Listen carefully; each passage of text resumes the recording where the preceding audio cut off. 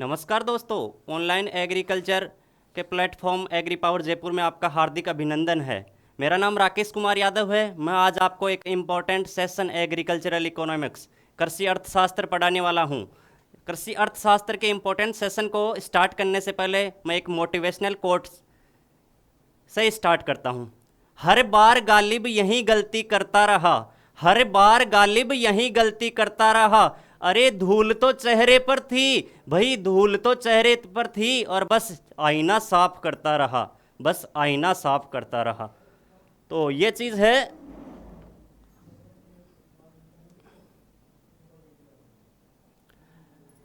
New batches start हो रहे हैं 2022-23 IBPS AFO mains only.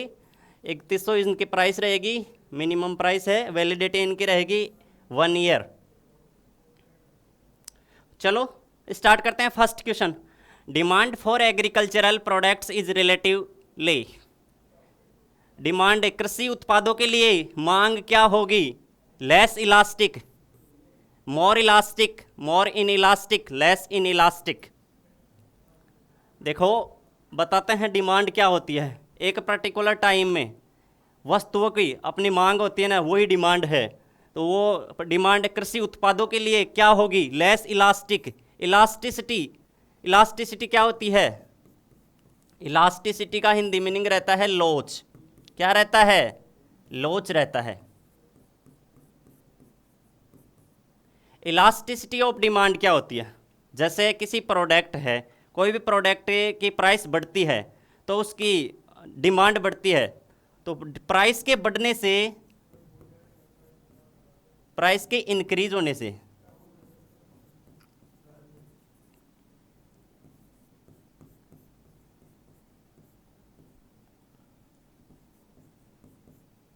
Product की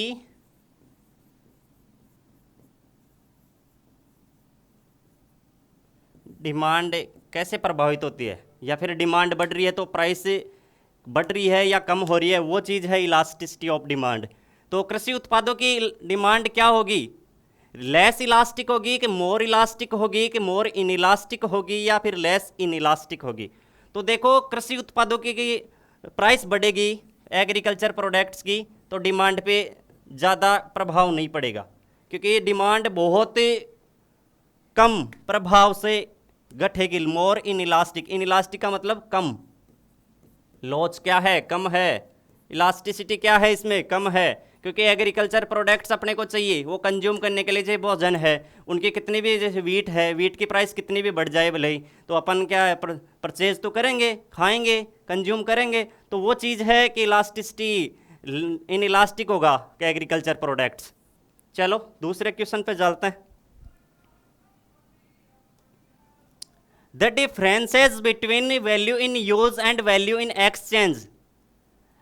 एक अंतर, वैल्यू इन जो वैल्यू अपन उपयोग करते हैं और वैल्यू इन एक्सचेंज जिसका विनिमय करते हैं, उसके बीच के अंतर को क्या कहते हैं? कंज्यूमर सरप्लस बोलते हैं कि मार्केटिंग सरप्लस बोलते हैं कि फार्म प्रोडक्शन बोलते हैं कि नन ऑफ दीज? तो देखो कंज्यूमर सरप्लस क्या होता है? कंज्यूमर सरप्लस होता है कि कस्टमर होता है, कस्टमर, कंज्यूमर जो विलिंग कितनी इच्छा रखता है, विलिंग टू पे, और एक्चुअल में वो कितना पे करता है, उनके बीच का डिफरेंसेस है, वो क्या है? कंज्यूमर सरप्लस है। तो इसका राइट आंसर देखो कंज्यूमर सरप्लस होगा कि मार्केटिंग सरप्लस या फार्म प्रोडक्शन या नन ऑफ दीज? इसका राइट आंसर होगा कंज्यूमर सरप्लस। चलो इसका सॉल्यूशन करवाता हूं। मार्केटिंग सरप्लस क्या होता है? Marketing surplus, what is marketing surplus?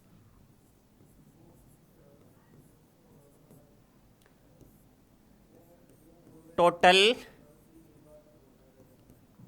Farm production minus total family requirement.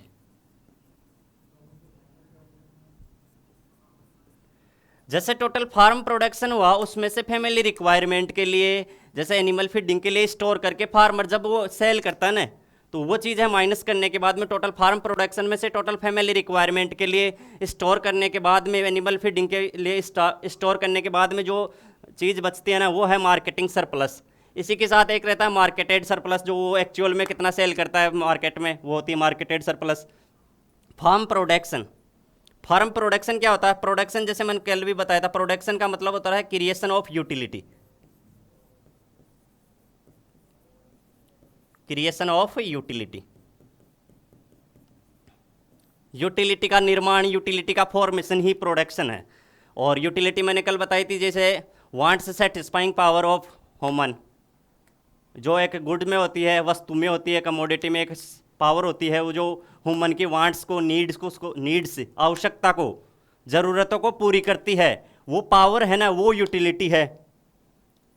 ये हो गया फार्म प्रोडक्शन, जिसके थ्रू इनपुट होता है ना, इनपुट हो गया, वो कन्वर्ट रहता है आउटपुट में। ये एक प्रोसेस है। प्रोडक्शन क्या है? प्रोसेस है। Production is a process by which two or more input are transformed or convert into output is known as production.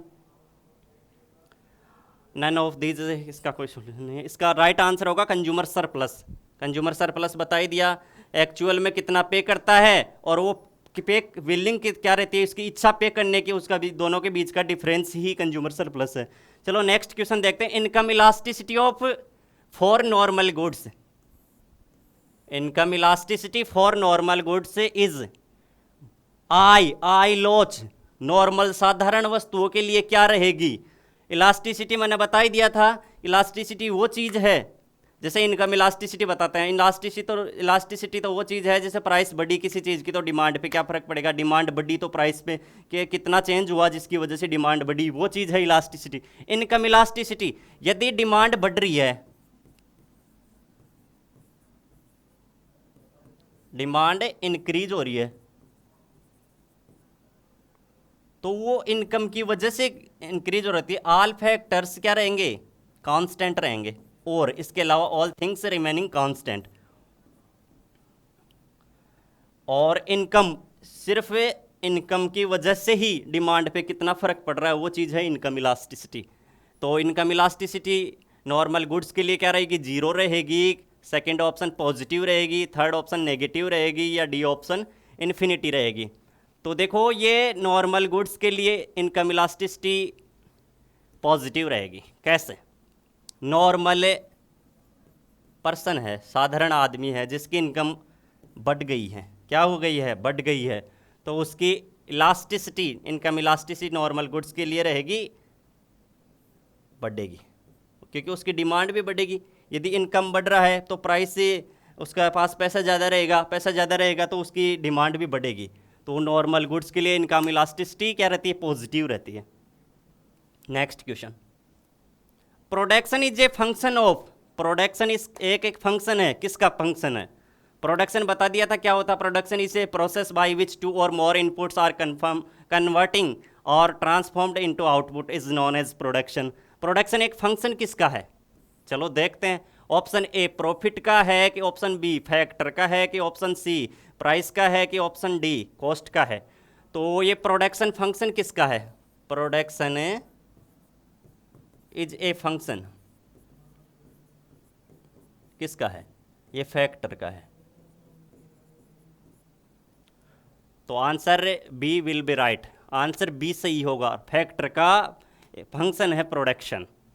और फैक्टर ऑफ प्रोडक्शन मैंने जैसे आपको बताए थे उस प्रीवियस क्लासेस में, लैंड होता है, लेबर रहता है, कैपिटल रहता है, मैनेजमेंट रहता है। चलो चलते हैं नेक्स्ट क्वेश्चंस की ओर। Which one is considered as a gift of nature? इसमें से किसको कंसिडर करें गिफ्ट ऑफ नेचर, जो नेचर के द्वारा गिफ्टेड रहती है? देखते हैं। ऑप्शन ए लैंड है, कि ऑप्शन बी लेबर है, कि ऑप्शन सी कैपिटल है, या ऑप्शन डी नन, इनमें से कोई नहीं है।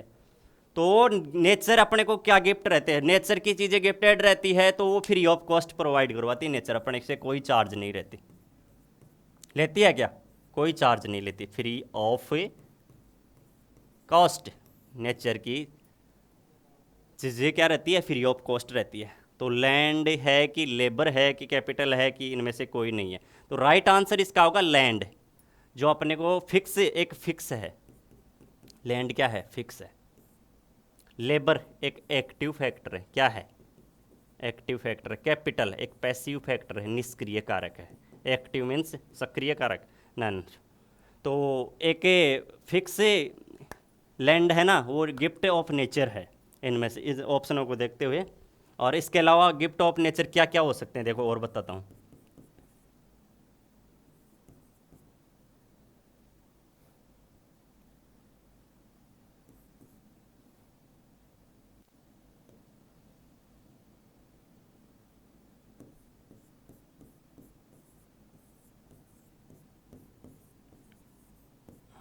इसके अलावा, लैंड के अलावा गिफ्ट्स ऑफ नेचर क्या क्या है, एयर है, सनशाइन है,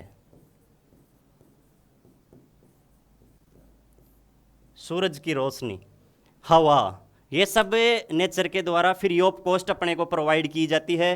तो ये चीज़ है free of cost gift of nature. Answer will be right land, land इसका सही आंसर होगा। चलो चलते हैं नेक्स्ट क्वेश्चन की ओर। हाँ, main question, what is the support price for an agriculture commodity. What is support price for an agriculture commodity. कब agriculture commodity, कृषि वस्तु के लिए कौन सा सपोर्ट प्राइस है। Option A, subsidy paid by the government over the price already available in the market. Subsidy जो दी जाती है गवर्नमेंट के द्वारा, जो ऑलरेडी अवेलेबल रहती है मार्केट में, ये है कि the floor price below which it can not be sold. एक प्राइस है जिसके नीचे ये बेच नहीं सकते, वो चीज़ है कि सपोर्ट प्राइस।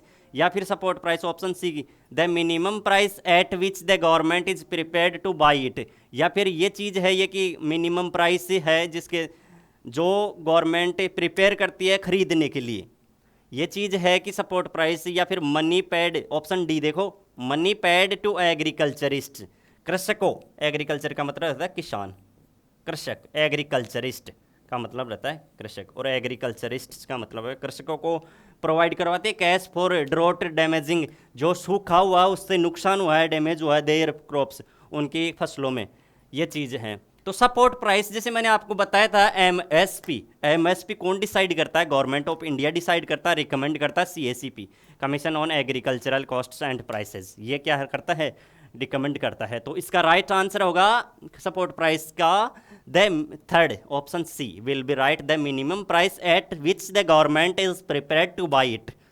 एक गवर्नमेंट प्रिपेयर करता है मिनिमम प्राइस, और प्रिपेयर करने के बाद में इसको खरीदता भी है एक उचित रेट पे। चलो नेक्स्ट क्वेश्चन की ओर चलते हैं। The causes of inflation, causes of inflation, inflation का क्या कारण हो सकते हैं।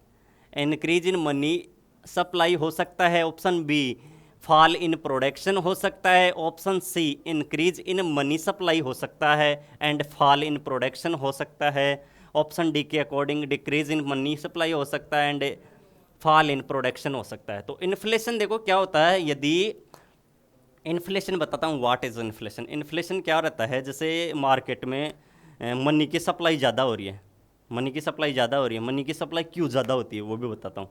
इसके दो कारण हैं इन्फ्लेशन के, दो कारण कौन से हैं। एक तो यदि एक्सपोर्टेशन बढ़ेगा, यदि निर्यात किसी वस्तु का ज़्यादा होगा तो मनी की सप्लाई तो मार्केट में ज़्यादा होगी। तो दो कारण ये हैं कि एक्सपोर्ट होगा, एक्सपोर्ट के बाद में मनी की सप्लाई मार्केट में ज़्यादा होगी, जिससे प्राइस इंक्रीज होते हैं, तो वो है इन्फ्लेशन। तो इन ऑप्शनों को देखते हुए, इन्हें ऑप्शनों को देखते हुए ये option C will be right, increase money supply and fall in production. जब मनी की सप्लाई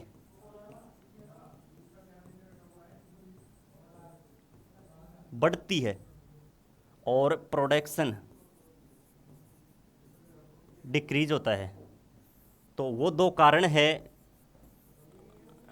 जिन इन्फ्लेशन के, ये दो कारण है।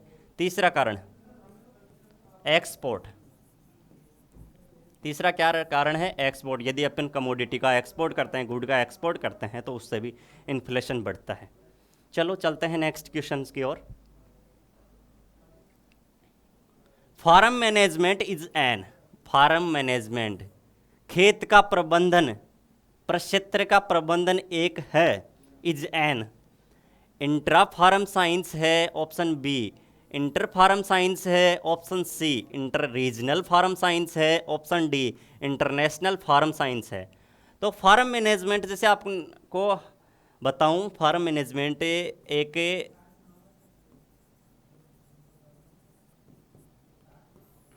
फार्म मैनेजमेंट में ही आता है क्या,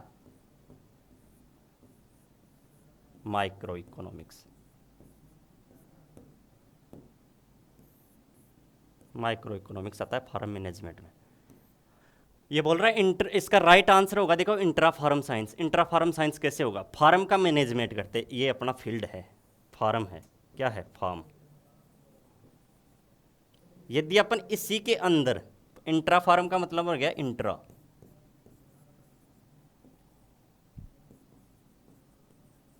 एक रहती है टर्म आती है इंटर, इंटर फार्म का मतलब दो अलग अलग, दो हो सकते हैं, तीन हो सकते हैं, इनके बीच में इंटर फार्म साइंस ये है। ये फील्ड हो गया, ये भी खेत हो गया, ये भी फील्ड है ना। तो इनके बीच की स्टडी करते हैं ना, तो वो हो गई इंटर फार्म साइंस। और एक ही फार्म, इंडिविजुअल किसी फार्म के क्या क्या यूज करते हैं, कौन कौन से इनपुट यूज करते हैं, उनके बीच की स्टडी करते हैं ना, इंटर फार्म साइंस हो गया। ये है इंट्रा फार्म साइंस, एक फार्म में स्टडी करते हैं तो, और अलग अलग खेतों की स्टडी करते हैं तो, प्रक्षेत्र की स्टडी करते हैं तो वो इंटर फार्म साइंस हो जाता है। तो राइट आंसर होगा इंट्रा फार्म साइंस। चलते हैं नेक्स्ट क्वेश्चन की ओर। One of the important fixed costs on a farm, ये क्वेश्चन बोल रहा है एक महत्वपूर्ण फिक्स कॉस्ट क्या है एक खेत में, फार्म में। तो ऑप्शन ए है सीड कॉस्ट है, कि लैंड रेंट है, कि इरिगेशन कॉस्ट है, या फीड कॉस्ट। तो देखो फिक्स्ड कॉस्ट क्या रहती है, वो आउटपुट के साथ वेरी नहीं करती, वो फिक्स रहती है। और एक रहती है वेरिएबल कॉस्ट, जैसे प्रोडक्शन ज़्यादा हुआ तो अपनी वेरिएबल कॉस्ट भी ज़्यादा आएगी। वेरिएबल कॉस्ट जैसे बोल सकते हैं अपने लेबर, लेबर पे जो कॉस्ट लगेगी वो वेरिएबल कॉस्ट है। जैसे ज़्यादा प्रोडक्शन लेना है अपने को, फर्टिलाइज़र पे जो कॉस्ट लगी, इनपुट के पे जो भी कॉस्ट लगी ना, जो जैसे मैन इनपुट बता रहा हूँ, फर्टिलाइज़र हो गया, लेबर हो गया, इन पे जो कॉस्ट लग रही है ना, वो क्या है वेरिएबल कॉस्ट है। क्योंकि वेरिएबल कॉस्ट, अपन ज़्यादा फर्टिलाइज़र डालेंगे, ज़्यादा मैन्यूर डालेंगे तो अपना प्रोडक्शन ज़्यादा होगा, मतलब प्रोडक्शन के साथ ये कॉस्ट से वेरी करती है, क्या करती है, वेरी करती है, फ्लक्चुएट रहती है। तो वो रहती है। और एक कॉस्ट रहती है फिक्स्ड कॉस्ट, जो फिक्स रहती है। सही, अपने प्रोडक्शन तो 5 क्विंटल पर हेक्टर हो या फिर 10 क्विंटल पर हेक्टर हो। लैंड का जो रेंट देना है अपने को 1 हेक्टर में अपने का, तो वो तो फिक्स है, मतलब ये फिक्स है, रेंट तो अपन फिक्स देंगे चाहे अपना प्रोडक्शन कितना ही हो। पर ये है जैसे लेबर की कॉस्ट अपने ज़्यादा लगी, फर्टिलाइज़र कॉस्ट ज़्यादा आई, पेस्टिसाइड की कॉस्ट ज़्यादा आई, तो प्रोडक्शन ज़्यादा होगा। तो ये प्रोडक्शन के साथ वेरी करती है, वो तो वेरिएबल कॉस्ट। और जो कॉस्ट आउटपुट के साथ, प्रोडक्शन के साथ वेरी नहीं करती, वो रहती है फिक्स्ड कॉस्ट। तो इनमें से राइट आंसर होगा, देखो सीड कॉस्ट होगी नहीं, लैंड रेंट होगा, ये फिक्स है, ये बताया ना, लैंड रेंट। इरिगेशन कॉस्ट ये एक कॉस्ट फिक्स कॉस्ट में नहीं है, फीड कॉस्ट भी नहीं है। जितना खिलाओगे उतना तो प्रोडक्शन देगा जानवरों को, एनिमल फीडिंग, फीड कॉस्ट। तो वो चीज़ है, ये तो वेरी करती है, और ये fixed cost land rent very नहीं करती आउटपुट के साथ, नॉट वेरिंग विथ आउटपुट। तो ये कॉस्ट रहती है, क्या रहती है ये कॉस्ट रहती है फिक्स कॉस्ट। चलो नेक्स्ट क्वेश्चन देखता हूँ। Father of agricultural economics, father of agricultural economics, कृषि अर्थशास्त्र, फादर ऑफ एग्रीकल्चरल इकोनॉमिक्स कौन है? Father of agricultural economics Ragnar Frisch है, option B Henry Charles Taylor है, कि एडम स्मिथ है, कि जे एम किन्स है। तो देखो रैगनार फ्रिस्क कौन था, सबसे बता दो। रैगनार फ्रिस्क था जिसने micro and macro economics term given by Ragnar Frisch in 1933। क्या हुआ? Micro and macro economics term दी थी रैगनार फ्रिस्क ने, तो ये तो फादर एग्रीकल्चर इकोनॉमिक्स का है नहीं। हेनरी चार्ल्स टेलर, ये है राइट आंसर। क्या होगा? हेनरी चार्ल्स टेलर, जो एग्रीकल्चरल इकोनॉमिक्स के फादर हैं। हेनरी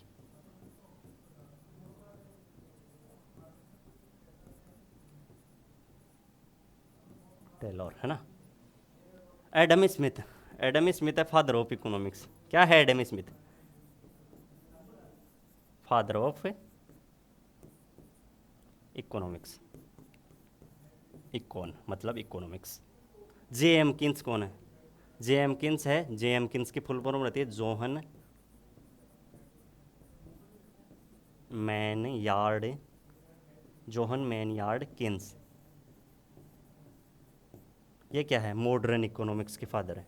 क्या है? मॉडर्न इकोनॉमिक्स के फादर है। कौन है मॉडर्न इकोनॉमिक्स के फादर? जे एम किन्स है। और एडम स्मिथ है फादर ऑफ इकोनॉमिक्स है, जिन्होंने एक इम्पोर्टेंट फेमस बुक लिखी थी वेल्थ ऑफ नेशन।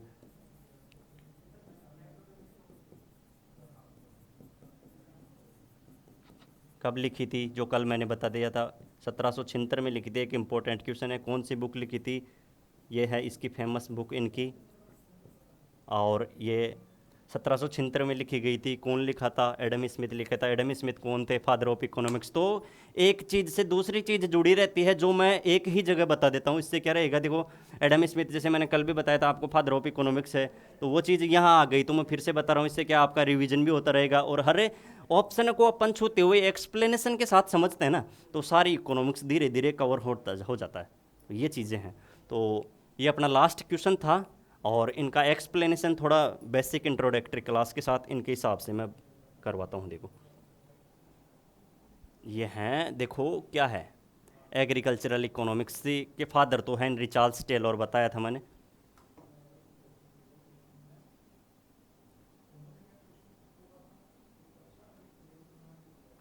चलो एक बेसिक टॉपिक है, गुड्स। क्या है गुड्स? गुड्स को अपन बोल सकते हैं कमोडिटी। क्या बोल सकते हैं? कमोडिटी। कमोडिटी का हिंदी मीनिंग क्या रहता है? कमोडिटी या गुड्स का हिंदी मीनिंग क्या रहता है?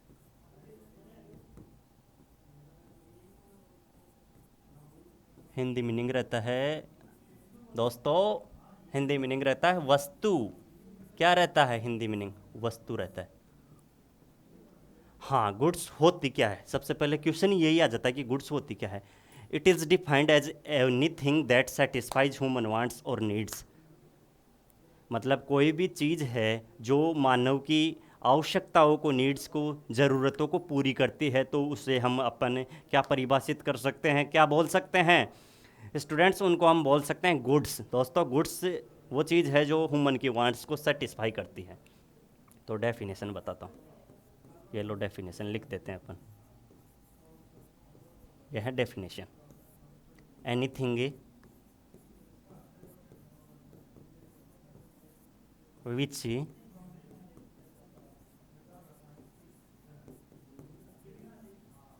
सेटिस्फाई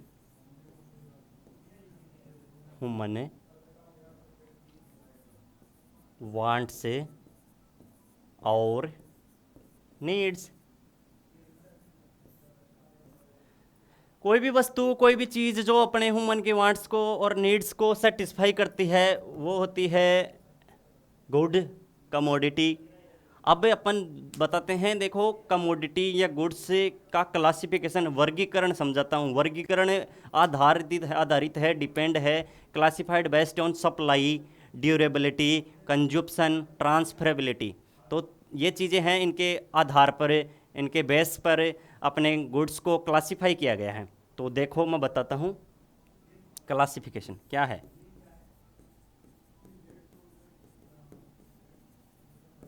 किसका है क्लासिफिकेशन? क्लासिफिकेशन गुड्स का है। ये अपन क्या पढ़ रहे हैं, गुड्स और कमोडिटी पढ़ रहे हैं। ये इसका मीनिंग हो गया, वस्तु हिंदी मीनिंग। डेफिनेशन हो गया, anything which satisfy human wants और नीड्स, ज़रूरत,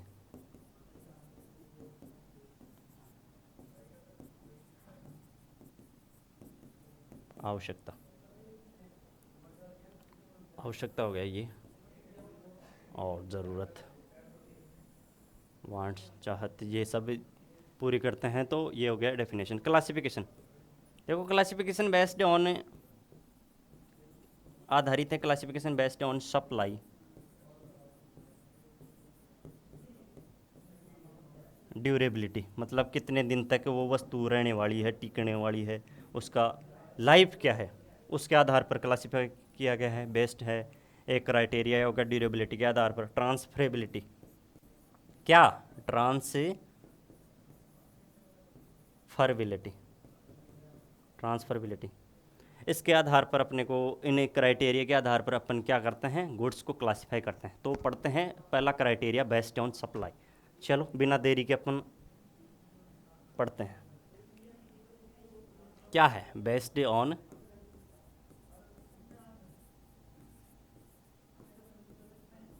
supply, based on supply, supply पूर्ति के आधार पर वस्तुएं कितने प्रकार की होती है, कौन कौन सी होती है, वो चीज़ मैं समझाता हूँ। Based on supply the goods are categorized as a economic goods as and free goods based on supply criteria. Supply criteria के आधार पर दो भागों में वस्तुओं को बांटा गया है। कौन कौन सी को में बांटा गया है, एक तो फ्री गुड्स बोल देते हैं जो भी बताया था मैंने, और एक रहती है इकोनॉमिक गुड्स। दो गुड्स में, दो भागों में बेस्ड ऑन सप्लाई के आधार पर अपन वस्तुओं को विभाजित करते हैं। एक क्राइटेरिया है सप्लाई, बताता हूँ। पहली रह गई फ्री गुड्स,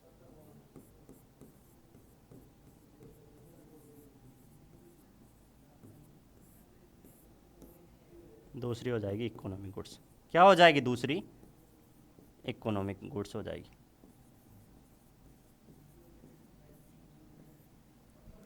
फ्री गुड्स हो जाएगी, इकोनॉमिक गुड हो जाएगी। तो अपन देखते हैं फ्री गुड्स क्या रहती है। फ्री गुड्स वो चीज़ रहती है, देखो, जिसको अपन जितना चाहिए उतना यूज कर सकते हैं। They are gifts of nature, ये प्रकृति का उपहार रहता है। एंड यूज्ड विदाउट पेमेंट, अपन को इसका कोई पेमेंट नहीं देना पड़ता, मूल्य नहीं देना पड़ता। इनको यूज करने के लिए अपने को कोई भुगतान नहीं देना पड़ता, बिना भुगतान के अपन इनको यूज कर सकते हैं। तो वो चीज़ है free goods. Free goods, economic goods, ये free goods, economic goods as much use, as much we like, जितना हम उपयोग करना चाहते हैं उतना अपन कर सकते हैं इनका। और विदाउट पेमेंट, इनका कोई मूल्य नहीं रहता, इनका कोई यूज करने के लिए अपने को कोई चार्ज नहीं देना पड़ता। ये गिफ्टेड रहती है नेचर।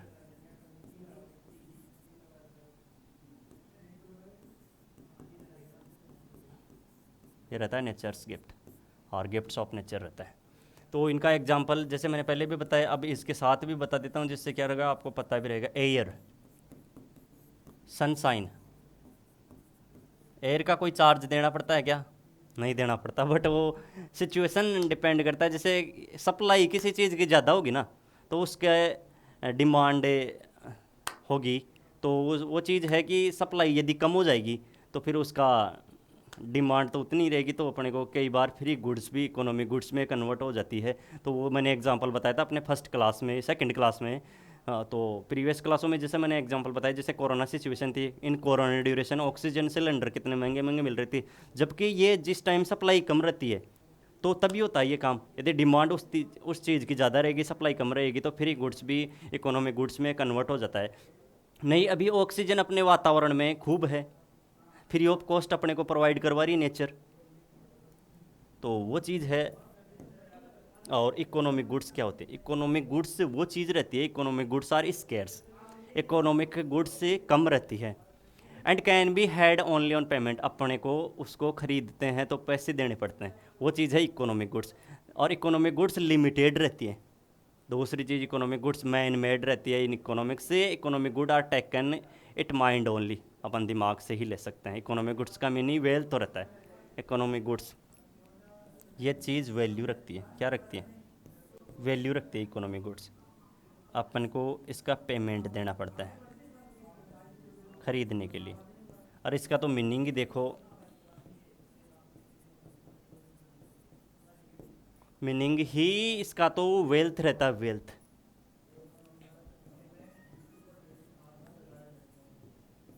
वेल्थ।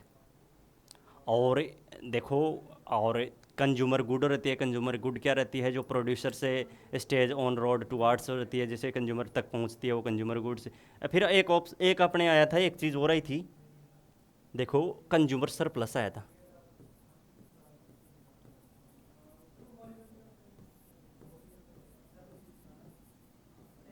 इसको भी एक्सप्लेन कर देते हैं यहीं, क्योंकि साथ के साथ क्वेश्चनों के साथ होता रहेगा। और फिर पर्टिकुलर अपन स्पेशली टॉपिक वाइज क्लास लाएंगे तो उसमें अपना रिवीजन हो जाएगा, बेहतरीन तरीके से समझ पाएंगे अब। तो कंज्यूमर सरप्लस होता क्या है? देखो, कंज्यूमर सरप्लस से ये दिया था मार्शल ने दिया था। कौन से इकोनॉमिस्ट ने दिए थे? मार्शल ने दिया था। मार्शल ने कब दिया था? 1895 में मार्शल ने कंज्यूमर सरप्लस को इंट्रोड्यूस किया था। किस में इंट्रोड्यूस किया था इनको? उनका एक पब्लिकेशन था, principle of economics. In his call Marshall, उस उनके publication principle of economics.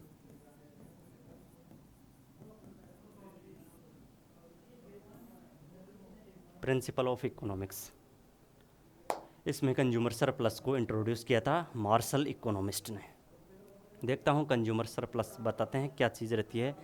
Consumer surplus रहती है, देखो एक्चुअल में कंज्यूमर पे कितना करता है, जबकि और वो पे करना कितना चाहता है, विलिंग टू पे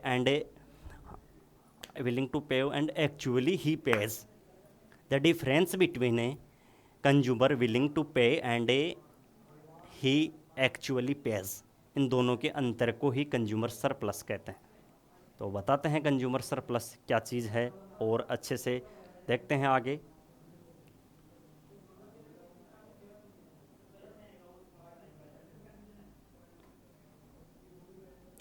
देखो, इसी के साथ जैसे अपन ने कल पढ़ा था, आ जाता है अपने एक टर्म और आती है मैन, जो बार बार यूज़ होगी। तो वो क्यों ना अपन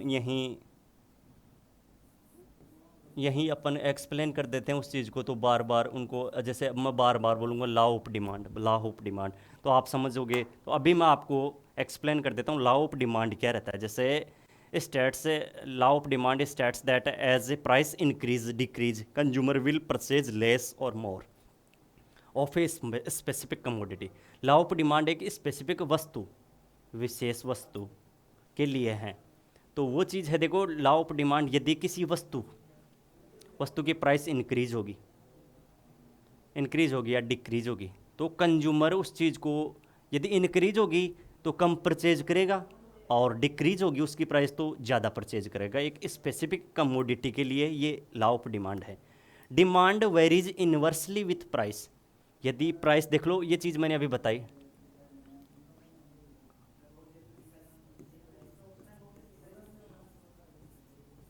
डिमांड वेरीज इनवर्सली विथ, यदि किसी कमोडिटी की प्राइस बढ़ जाती है तो उसकी डिमांड घटेगी स्पेसिफिक कमोडिटी के लिए। समझ रहे हो? जैसा एसेंशियल कमोडिटी है तो उसकी तो उतना प्रभाव नहीं पड़ेगा कि घटेगी, ऐसे वो आवश्यक है तो वो तो चाहिए ही चाहिए। जैसे भले कितने भी उसकी कमोडिटी की प्राइस बढ़ जाओ, जैसे खाना है तो खाना तो अपने को खाना है, भले कितना भी महंगा हो जाए, भले ही कम खा सकते हैं। ऐसा थोड़ी है कि उसकी ज़्यादा बढ़ जाएगी तो अपन उसका मांग कम कर देंगे, वो नहीं है। तो inversely with price specific commodity के लिए है ये लॉ ऑफ डिमांड। तो डिमांड का मतलब क्या रहता है? डिमांड वो चीज़ है, देखो, various quantities of goods that would be purchased per unit of A time at different prices in A given market. Demand वो चीज़ है जिसमें अपन वस्तु की अनेक क्वांटिटी या वेरियस क्वांटिटीज़, भिन्न भिन्न मात्राएं, और वो चीज़ अपन परचेज करते हैं एक यूनिट ऑफ टाइम में, एक पर्टिकुलर इकाई समय में, और डिफरेंट प्राइसेस रहती है मार्केट में। गिवन जो मार्केट अपने पास है उसमें अलग अलग प्राइसेस रहती है एक टाइम में। तो वो चीज़ है। एक टर्म आती है अपने डिमांड शेड्यूल। डिमांड शेड्यूल क्या रहती है? देखो, टेबुलर रिप्रेजेंटेशन रहता है, tabular representation of A quantity demand of A commodity at various prices. Demand मैंने डिमांड बता दी, डिमांड वेरी करता है inversely with price. Law of demand मैंने समझा ही दिया कि यदि किसी, देखो, प्राइस बढ़ी कमोडिटी की तो डिमांड घटेगी। For this law for specific commodity, specific commodity के लिए ये चीज़ है। तो ये लॉ ऑफ डिमांड हो गया। अब दूसरी चीज़ डिमांड शेड्यूल बताता हूँ। डिमांड मैंने बता ही दिया, एक पर्टिकुलर टाइम में, यूनिट टाइम में, particular time,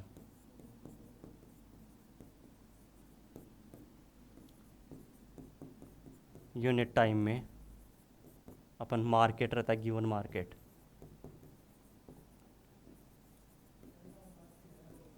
various quantities, various quantities of goods और कमोडिटी अपन परचेज करते हैं। क्या करते हैं? परचेज करते हैं, उनकी मांग रखते हैं। तो वो चीज़ हो गई क्या? डिमांड हो गई। एक टर्म और है इसी के साथ बताता हूँ, डिमांड शेड्यूल क्या रहता है।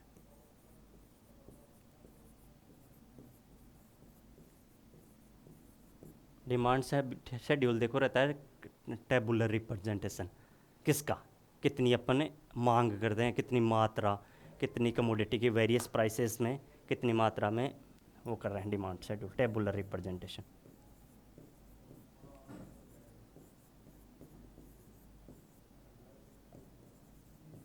टेबुलर रिप्रेजेंटेशन, टेबुलर फॉर्म में, टेबल में प्रेजेंट कर देना उस चीज़ को कि कितनी अपन भिन्न भिन्न मूल्यों पे कितना है मार्केट से अपन कितना मांग कर रहे हैं, वो चीज़ है डिमांड शेड्यूल। डिमांड शेड्यूल हो गया। उसके बाद में डिराइव्ड डिमांड एक और है। डिराइव्ड डिमांड क्या रहती है? जैसे डिमांड अपनी एक वस्तु के लिए की, तो वस्तु के लिए डिमांड क्यों की? फर्दर प्रोडक्शन के लिए कर रहे हैं ना, तो वो हो गई डिराइव्ड डिमांड। क्या हो गई? Derived demand. नेक्स्ट स्लाइड में बता, वो पेज ले लेता हूँ, देख।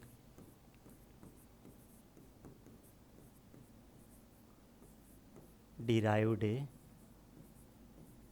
डिमांड, डिराइव्ड डिमांड जैसे अपन ने एक वस्तु की अपन ने मांग की, और वो मांग क्यों कर रहे हैं? क्योंकि अपन फर्दर प्रोडक्शन करना चाह रहे हैं। तो demands for derived demand refers as demands of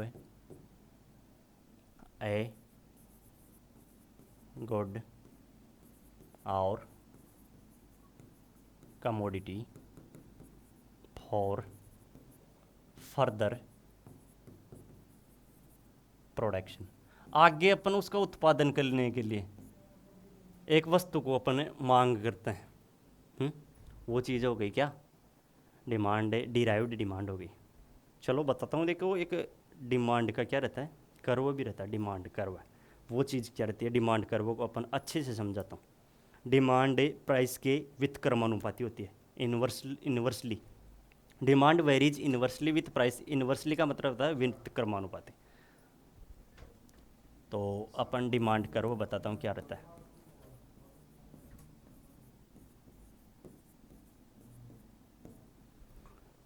demand curve है, नेगेटिव डाउनवर्ड स्लोप रहता है इसका, समझ रहे हो? डिमांड कर्व है, नेगेटिव डाउनवर्ड स्लोप रहता है डिमांड कर्व, नेगेटिव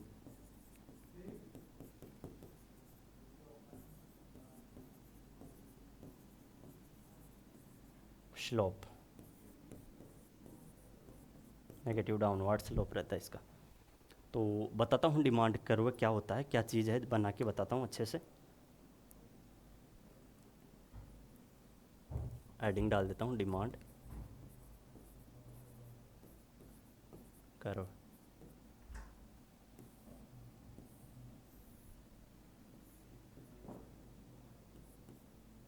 इधर हो जाएगी प्राइस ऑफ कमोडिटी।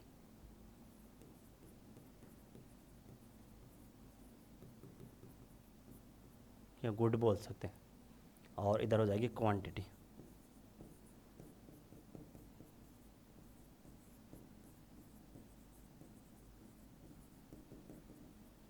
और गुड, गुड और कमोडिटी की क्वांटिटी।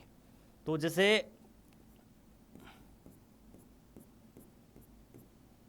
एक यूनिट, एक, दो, तीन, चार, पाँच, छः, सात, आठ। प्राइस ये है, जैसे 10 है, 20 है, 30 है, 30 है, 40 है, 50 है, 60 है, 70 है, 80 है। ये यूनिट की प्राइस है ना। इधर हो जाएगी क्वांटिटी। एक क्वांटिटी, 2 यूनिट क्वांटिटी, 3, 4 यूनिट कर रहे हैं, 5, 6 कर रहे हैं, 7 कर रहे हैं, इधर 8 कर रहे हैं। हाँ, तो डाउनवर्ड स्लोप रहता है। देखो, एक यदि प्राइस से किसी चीज़ की 10 है, 10 प्राइस है ना, 10 रुपये है प्राइस, तो अपन उसकी कितनी मात्रा, कितने यूनिट मात्रा अपन परचेज करेंगे। देखो, ये करेंगे अपन 8, 8 करेंगे ना, है ना। और 2 होगा, 2 होगा तो अपन 7 कर लेंगे। कम होता जाएगा जैसे प्राइस पर, जैसे जैसे प्राइस बढ़ रही है इधर, और इधर क्वांटिटी बढ़ रहे हैं। इधर क्वांटिटी प्राइस घट रही है नीचे, और इधर प्राइस वो क्वांटिटी घट रही है ना। तो वो चीज़ें हैं। देखो, 30 होगी प्राइस, प्राइस बढ़ रही है तो क्वांटिटी धीरे धीरे देखो कम होती जा रही है चीज़ों की। 40 है तो ये क्वांटिटी कम होती जा रही है। 50 हो गई प्राइस, तो ये 4 ही यूनिट अपन का परचेज करेंगे। 60 है तो 3 ही यूनिट परचेज करेंगे। क्वांटिटी धीरे धीरे कम होती जा रही, 2 करेंगे। और 80 होगी तो अपन 1 करेंगे। तो ये क्या है, डाउनवर्ड स्लोप है। ये क्या है, ऐसे होना चाहिए था, टच होता है, डाउनवर्ड स्लोप।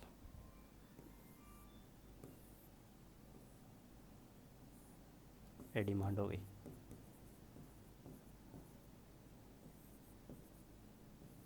क्वांटिटी आ रही है, हो जाएगा अपना प्राइस। प्राइस बढ़ा, उसकी क्वांटिटी डिमांड घटी।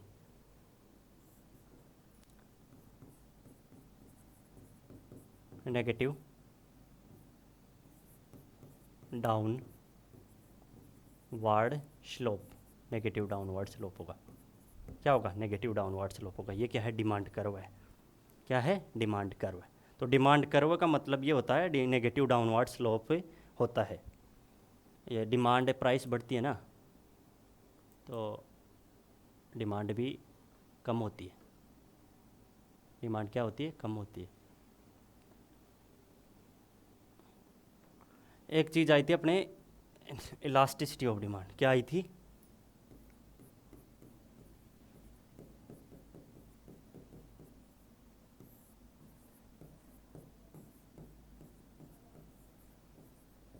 इलास्टिसिटी ऑफ डिमांड आई थी। इलास्टिसिटी ऑफ डिमांड क्या रहती है, देखो, इलास्टिसिटी डिमांड रहती है responsiveness of quantity demanded to a change in any one of the factor by keeping other factor are constant. एक फैक्टर की वजह से डिमांड की में कितना चेंज आ रहा है, समझ रहे हो। रेस्पॉन्सिव क्वांटिटी डिमांडेड एक फैक्टर की वजह से, अदर फैक्टर कांस्टेंट रहेंगे। ऑल थिंग्स रिमेन कांस्टेंट, इसको इकोनॉमिक टर्म में बोलते हैं कैटेरियस पेरिबस। समझ रहे हो, ये चीज़ है। तो इसमें देखो भाई कितना परसेंट चेंज आ रहा है, तो परसेंटेज इलास्टिसिटी ऑफ डिमांड बोलते थे उसको ना। और ये होती है इलास्टिसिटी ऑफ डिमांड, 3 प्रकार की रहती है। Price elasticity of demand, income elasticity of demand, and third रहती है cross elasticity of demand. Price elasticity of demand क्या रहती है, प्राइस इलास्टिसिटी ऑफ डिमांड रहती है कि कितना अपन प्राइस की वजह से अपन मांग पर कितना प्रभाव रहता है। यदि अपनी प्राइस बढ़ी तो कितना प्रभाव पड़ा अपनी डिमांड पे। तो मेन चीज़ रहती है प्राइस की वजह से ही, उसमें और फैक्टर नहीं रहते, प्राइस की वजह से ही अपनी डिमांड चेंज हो रही है। प्राइस इलास्टिसिटी जो percent change in quantity demanded upon percent in price, percent change in price. तो चेंज इन प्राइस की वजह से प्राइस के चेंज होने से, घटने से, बढ़ने से अपने डिमांड पर कितना चेंज हुआ, वो चीज़ है प्राइस इलास्टिसिटी। तो दूसरी चीज़ आएगी जैसे इनकम इलास्टिसिटी, इनकम की वजह से अपनी डिमांड में, क्वांटिटी की डिमांड में, गुड्स की क्वांटिटी डिमांड में कितना फ़र्क आया, कितनी बड़ी कि घटी, कि वो इनकम की वजह से मेन चीज़ होगी उसमें इनकम। और cross demand, cross elasticity of demand क्या रहती है, जैसे एक वस्तु है, एक वस्तु की मांग और प्राइस बढ़ने से दूसरी वस्तु की मांग पर क्या प्रभाव पड़ेगा, वो है क्रॉस इलास्टिसिटी ऑफ डिमांड। तो ये चीज़ मैंने बताई, देखो क्रॉस इलास्टिसिटी पहली हो जाएगी प्राइस, दूसरी हो जाएगी इनकम, तीसरी हो जाएगी क्रॉस। प्राइस की वजह से अपन क्वांटिटी डिमांड कमोडिटी के में जो इफेक्ट पड़ता है, कितनी बढ़ती है कितनी घटती है, वो price elasticity of demand. Income की वजह से कितना बढ़ता है कितना घटता है, वो income elasticity of demand. And cross elasticity demand, जैसे एक गुड्स है, कमोडिटी है, उसकी वजह से दूसरी, उसकी प्राइस बढ़ी तो दूसरी वस्तु की प्राइस कम हुई ज़्यादा हुई, उसको बोलते हैं इनकम इलास्टिसिटी ऑफ डिमांड। तो ये जो आज मैंने इम्पोर्टेंट सेशन था, तो कैसा लगा हमारा सेशन, आपने कमेंट्स करके बताइए। डाउट्स हो वो पूछने हो तो अपन आप खुद कमेंट करके पूछ सकते हैं। तो हमारा उद्देश्य ये था कि अपन ऑब्जेक्टिव टाइप क्वेश्चन लेके क्या आएंगे ना, ऑब्जेक्टिव मल्टीपल चॉइस क्वेश्चन लेके आएंगे ना, तो उससे क्या होगा, जैसे अपन ऑप्शन को टच करते हुए, हर ऑप्शन को टच करता हूँ, हर ऑप्शन का एक्सप्लेन समझाता हूँ, और जैसे अपन राइट आंसर ही नहीं बताता हूँ, उसके अलावा साथ में जो ऑप्शन रहते हैं उनका भी एक्सप्लेन करता हूँ, तो इससे क्या होगा, अपन अच्छे से समझ पाएंगे। बेहतरीन तरीके से हर ऑप्शन को टच करके हम पढ़ा रहे हैं। तो वो चीज़ें हैं। आज की क्लास कैसे लगी, सुझाव कुछ डाउट हो तो कमेंट्स के थ्रू दीजिएगा। तो मैं राकेश कुमार यादव, ऑनलाइन ई प्लेटफॉर्म एग्री पावर जयपुर। तो मैं अब आपसे विदा लेता हूँ। थैंक यू, धन्यवाद, जय हिंद, जय भारत।